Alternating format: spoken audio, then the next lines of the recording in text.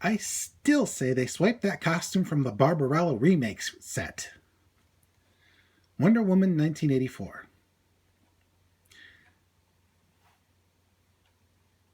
Um, well, shoot.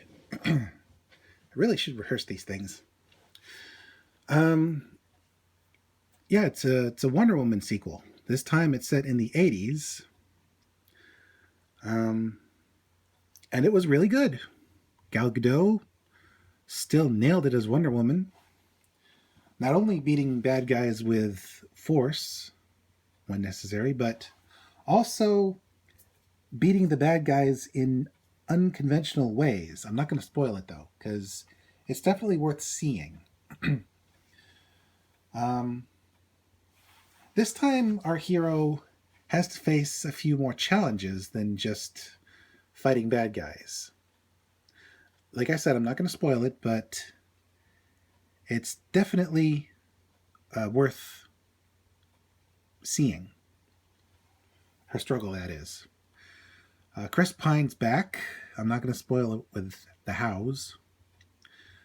Let's just say he and she work well off each other, and Chris is definitely grown as an actor. The villains, Pedro Pascal, who basically plays a Trump-esque uh, businessman, a guy named Powers, who I believe in the comic had his neck broken at one point. That was messed up. Pedro, better known as the Mandalorian, um, he does a really good job of playing a character who you really consider to be a weasel at first, but then you get to know him and you find out he's got layers. As for the other villain, Kristen Wiig, in classic villain fashion, she starts out as Wonder Woman's friend. And she goes from basically a nerd whom I certainly would not snub because she's very nice, to basically a predatory cat. And that's not hyperbole. She plays the character of Cheetah, which is basically a humanoid big cat, who is Wonder Woman's nemesis. And you really feel for Kristen Wiig's character. She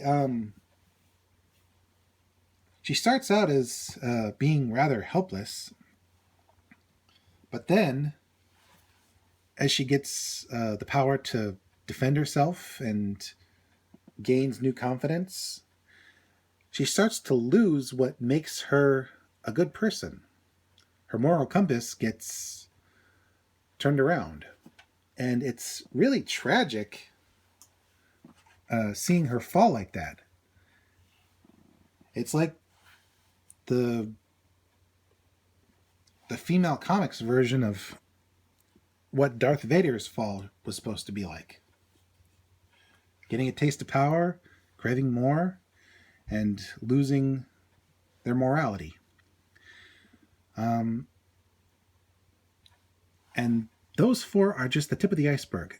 Really, the whole cast, down to the lowliest extra, did a really good job. There's the cat again. Did a really good job giving this comic book world set in a very recent, very tumultuous time life. Everyone did an awesome job, really. The set design was 80s with a heavy dose of nostalgia goggles. The effects were good. I would call them comic bookish, but not outlandish. Very, very grounded in reality. Even the parts that were, I think, taken straight out of the cartoon.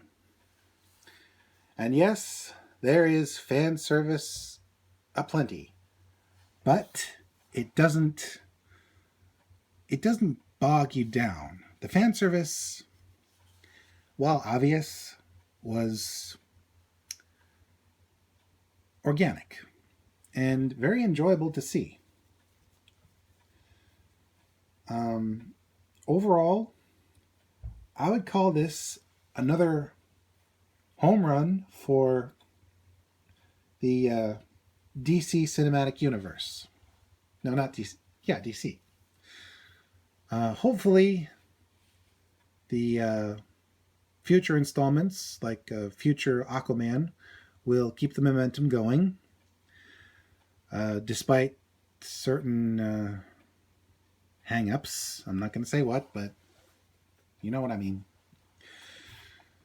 So yeah, Wonder Woman 1984 was awesome, and the character has definitely evolved in this form. And I don't see Gal Gadot slowing down anytime soon, although, not to spoil anything, but I think this might be the last we've seen of Chris Pine as his character. But you never know. A good comic book character can never truly die. We'll see when Wonder Woman finally tackles the 90s. This is Mr. J signing out and reminding you, just because you're super doesn't mean you don't have to struggle. But it's the struggle that really makes victory worth attaining.